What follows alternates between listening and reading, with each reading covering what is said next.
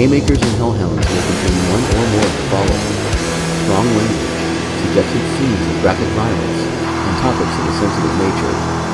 The opinions expressed here do not necessarily reflect the network's views. Viewer discretion is advised.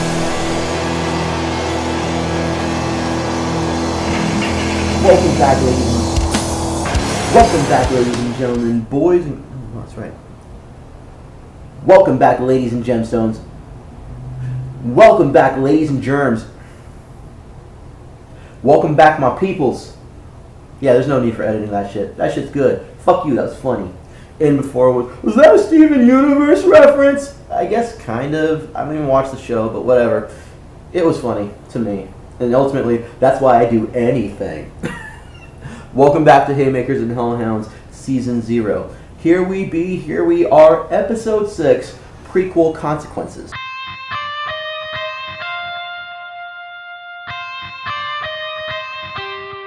Now, some of you are going, isn't that just backstory? No. Okay, no. In my thought processes, what comes after, almost immediately after Families and Bloodlines, is prequel consequences. Stuff that I've thought of that happens before. And some of you are already going to this backstory. It is shut up, okay? No, shut up. Suffice it to say, I immediately consider the consequences of what comes before what I'm writing. So if you will, consider this as a microcosm. Here's what I'm writing. This is modern day. This is it right here.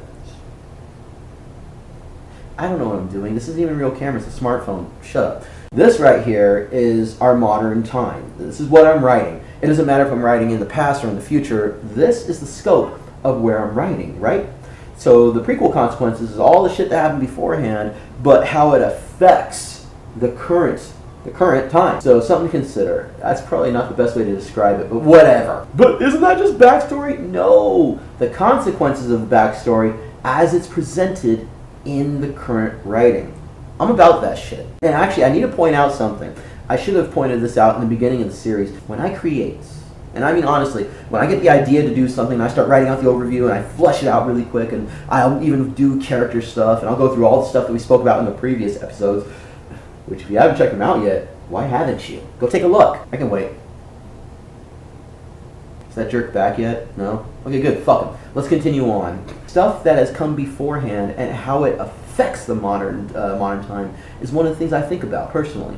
Let's bring up with the current world that we're building, which I still don't have a name for the world, but whatever. If you have a name, pop it in the comment section below, and I'll consider it. I'll consider it. Let's build this together anyway. Remember, I'm always open for suggestions. If you've been following along and you have an idea towards this world that we're building in Haymakers and Hellhounds, let me know. Maybe we'll call it Planet Hellion or something, I don't know. Anyway, Tyrion? I don't know.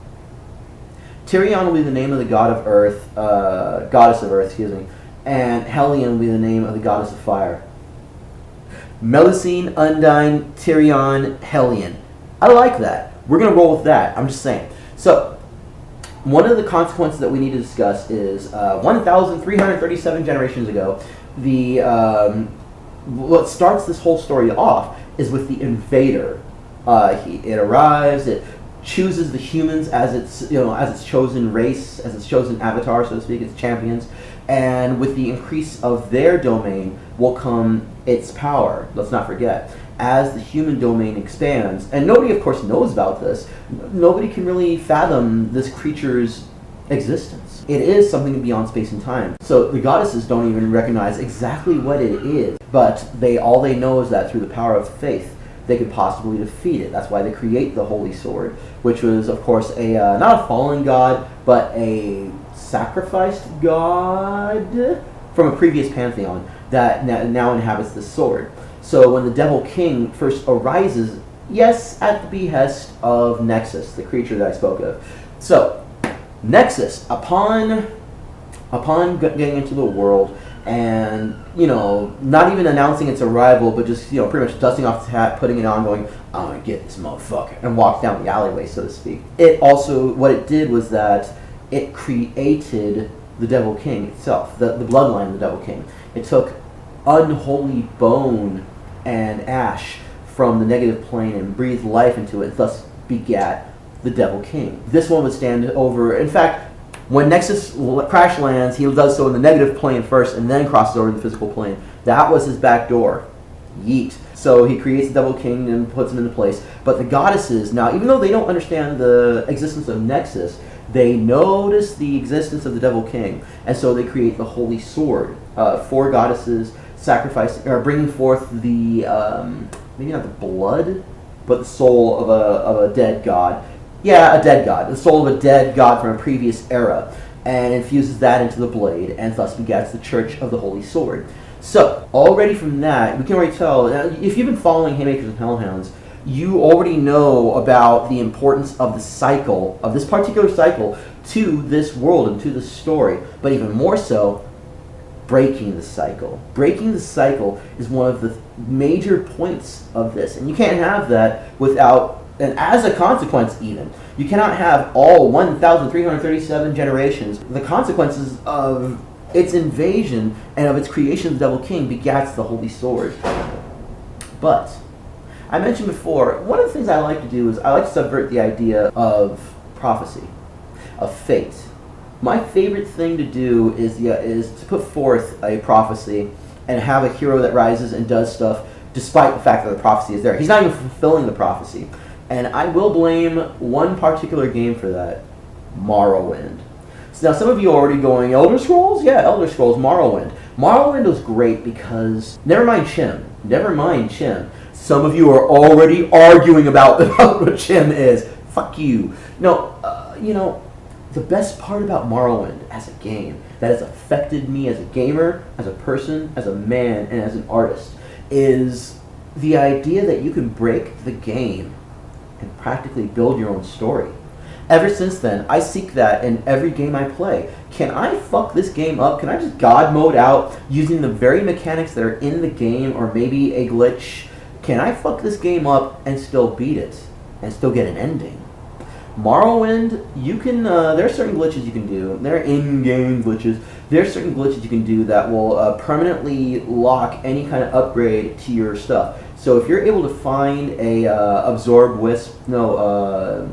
Enhance Wisdom, which is one of the stats necessary for spellcasting in that game. So let's say you do that, and then there's a certain glitch you do where you can bounce it technically off a wall or at your feet. I don't remember exactly what it is. It's on the internet. It's everywhere. You know what I mean? It's old. It's old. So you do the glitch. You get your wisdom up by, say, 25 to 50. And then you do it for another 50. And then you do it for 100. And then you do it for 1,000. So by the time you hit 100, you're going to have successful casts each time. And then you get to choose every single stat you want to improve as you wish. Dude, I've played that game so many times in the past. And each time, I've never beaten it vanilla. Each time, I will God mode myself out, kill Vivek, proceed to kill the gay mind strip poker guy, whatever the fuck his name is. And then I'm pretty much going to float, especially when I had my orc champion character, I would just float over towns in full armor going orc, orc, orc, while lightning bolts and fire and flame shoots out of my mouth and my orifices and destroys the whole town. I have had game runs where I've just destroyed everything because sometimes you gotta go chaotic, you know what I mean? Chaotic good for life. Remember, the difference between chaotic evil and chaotic good is they both utilize burning down the house in order to defeat the bad guy, but chaotic evil is eating a baby. See, the litmus test, the line in the sand is always that baby. Who cares who got the baby? Oh, the poor baby! You know, some of you are already in the comment section. Oh, that poor baby! No, stop. It's a fictional character, okay? So I'm just saying, calm down. But first and foremost, it is true. There is no difference between chaotic good and chaotic evil, except who's eating the baby. Just saying. In the meantime, they're both selling all sorts of necromantic gear and wicked items, and probably the chaotic good guy is going to sell the baby. I'm just saying, it's not even slavery, just, I'm going to leave you with these werewolves, they just pay me like a bag of gold, enjoy being raised by werewolves. It's at this stage of world building that I will pay very close attention to not the backstory inexactly, but rather how the backstory affects the current story. Because sometimes the stuff that I think of, it might even be cooler stuff that happened in history, but will still have an impact on what I'm currently writing, or how I'm writing from this point.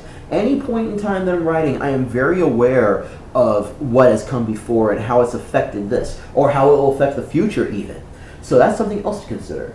Indeed, indeed. And it's good shit. It is. It's all good shit if you think about it.